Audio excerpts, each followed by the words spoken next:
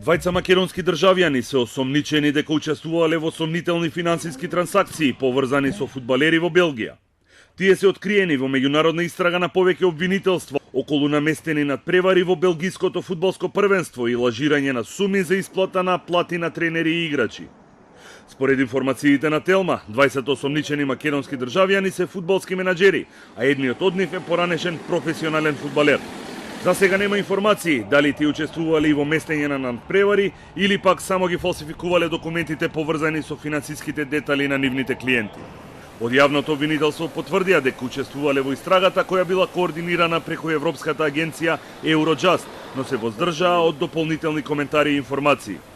Основното јавно обвинителство за гонење на организиран криминал и корупција е вклучено во меѓународната истрага за која покажуваат интерес и презема действија по барање на меѓународна правна помош.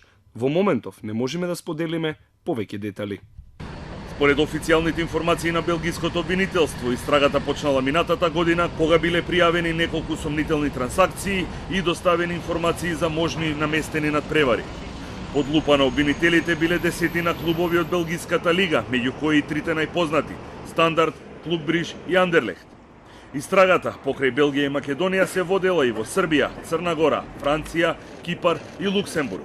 Утро во уапсени биле тренерот на Клуб Бриж, поранешниот директор на клубот Андерлехт и двајца фудбалски судии.